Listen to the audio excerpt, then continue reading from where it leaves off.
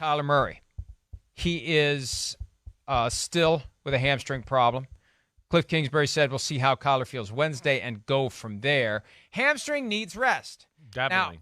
Now, I've lived long enough to have most of the injuries that we talk about from time to time. I've had ankle problems. I've had calf issues. I had a hamstring that I was determined. I was very active. I'm impressed you had a hamstring. Believe that 30 years ago. I had a hamstring. Well, you know what we used to play? We used to go play touch football on the weekends back when I was 27, 28. This was 1992. And, hydration, you're just out there running around. And late in the day, I pulled a hamstring. And it was excruciating. It's hard to drive home. I had a stick shift at the time. It was my left leg. Good luck popping that clutch with a bad hamstring. But you got to give it rest. I learned the hard way. You got to shut it down. Yeah. You have to shut it down. Now, I wasn't getting treatment on it or anything. But what do you do? It was all black and blue. It was horrible. Yeah. Hurt like hell, couldn't walk right. And I kept trying to come back before I could. And for Kyler Murray, who relies heavily on his mobility, you got to shut him down until he's ready to go. And if you want him to ever be the same at any point later this year, you've got to let that thing completely heal. And the thing about the hamstring that I learned, Chris, you think it's healed until you run absolute top end, and then you find out it's not. Yeah, exactly right. That is the problem. You think, hey, I'm good. But then you get in that ultra competitive situation that you're talking about, and you go, oh, I got to turn it on. I got to dig here. I got to try to turn the corner on this guy. And that's when you realize the hamstring's not ready for prime time, and it goes again. You feel it. Yeah. You feel it. You can feel it just tighten up, right grab. There. Exactly right. It's like it's almost like a cramp in your hamstring, but you can feel it's worse than that, and something's not right. And that's at least the way I would describe it. But we'll see where it goes. I'm not really worried. I don't know. Again, Colt McCoy is one of the better backups in all of football. There's no question about that. And he's a guy that played last year and beat the 49ers in San Francisco. I believe that was in San Francisco, I'm pretty sure. So they shouldn't feel like they have to rush him back. And Colt McCoy, he played good football last weekend. So there's no reason to panic here and throw Kyler Murray back out there. And for as bad as the vibe is around that team, they're 4-6. They're not done. They got the same record as the Green Bay Packers through 10 games, for crying out loud. Here is Cliff Kingsbury talking about Colt McCoy, specifically why his teammates like him so much. I think he can relate to anybody. He carries himself in a very humble manner, and he's always trying to get better, and he loves the game as much as anybody I've been around. He wants to talk to DBs about techniques that give him trouble, and linebackers about how he's going to use his eyes in certain coverages. He'd be a phenomenal coach if he wanted to, or he could run for governor of Texas and be just as good. So he's kind of got the gamut covered there. But I think just he's a man's man. He's an everyday type person, and he carries him that way, and just wants to help people and help the team be better. There's kind of a Geno Smith vibe with Colt McCoy, guy who was a starter, and then just becomes career backup and is just kind of there. You forget about him. When his number gets called, he shows up and he gets it done. Mm-hmm. And I don't know that his ship is ever going to come in, but Chris, it's a copycat league. Maybe you're going to have some coaches and GMs and owners looking around saying, where's a Geno Smith hiding in plain sight? Oh, it's Colt McCoy. And wouldn't that be something if he somehow forges a path to be a starter somewhere based upon how he performs in this moment and how he performed last year, but it was overlooked. Exactly. I think it's less overlooked now that Geno Smith has done what he's done for the Seahawks this year. So this is critical for Colt McCoy, for him to keep playing and playing well if Kyler Murray's going to miss more time. He's got those capabilities to be that guy, at least to where, if a team was like, well, we don't know what to do at quarterback, and, we're probably going to draft one, but we don't want to play him right away. We'll see. Maybe Colt McCoy can be our guy for a year or two. I think he fits that mold. I don't think his talent is that of Geno Smith, but he knows how to play. And it's not like his talent is like, oh man, well, no, you can't do that with Colt McCoy. He can't throw the ball there. He can't. He got it. He has it all. He's a good athlete. He's smart, like Coach Cliff Kingsbury was talking about. There's no throw on the field he can't make, so he doesn't limit the offense that way. And that's where the positives are. Let alone Colt, an ex-Texas quarterback. He's got some leadership, some human qualities, that I think rub off on a team. And you and I, let's be serious. We know that's the one thing that that we hear that's our complaints about Kyler Murray. Not everybody on the team that is on the team or that has played in Arizona with Kyler Murray has loved Kyler Murray. That is definitely an issue there. So, he does bring that to the table for the Cardinal football team as far as Colt McCoy is concerned.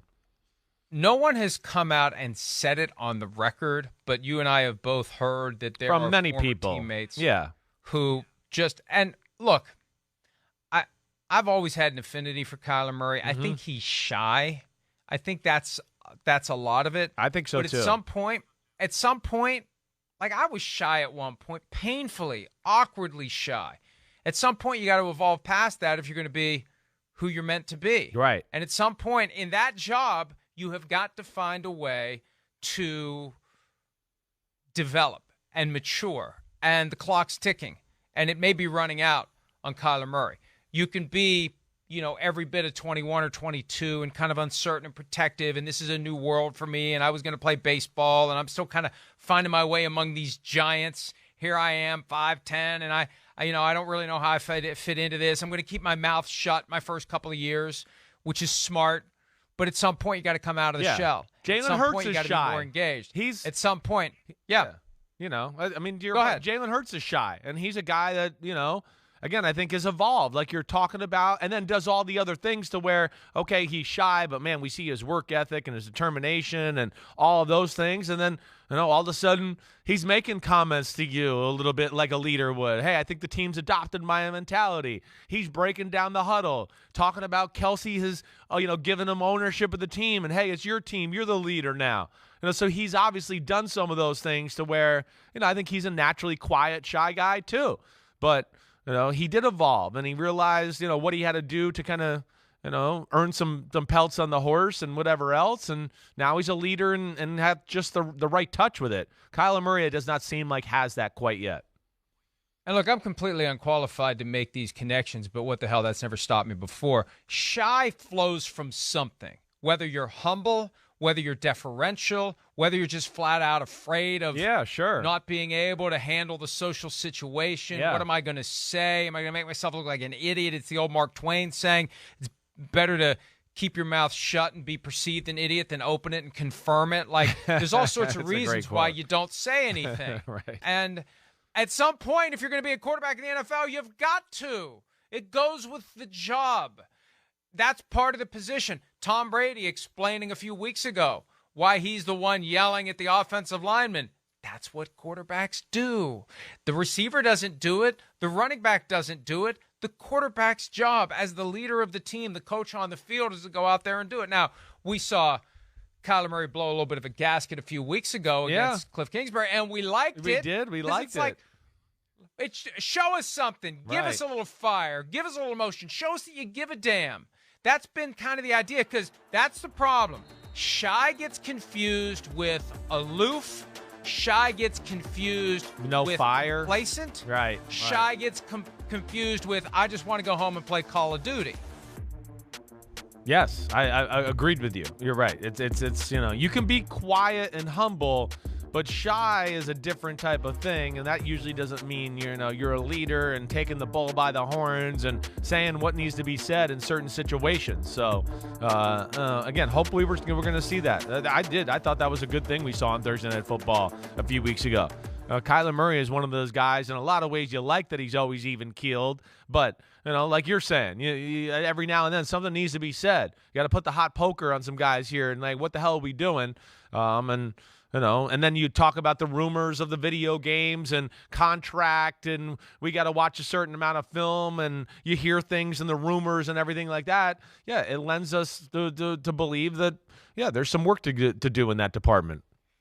And look, to be as successful as you can be in an inherently team sport, you can't be aloof and standoffish and isolated. You've got to have connections, real human connections with your teammates.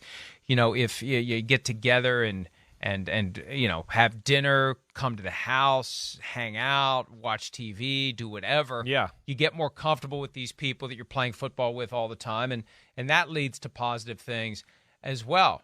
It wasn't that long ago. Wasn't it Juju Smith-Schuster talking about how they developed trust in each other by playing video games, Sure. talking online, playing Call of Duty with Patrick Mahomes, and there's all sorts of ways.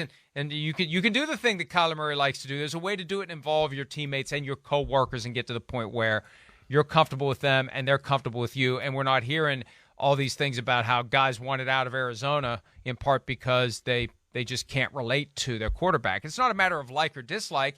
You just got a guy there you feel like you can't relate to. Yeah. I think that's the issue. Hi, it's Mike Florio. Thanks for watching PFT on YouTube. Hit subscribe for the latest news and analysis from Pro Football Talk.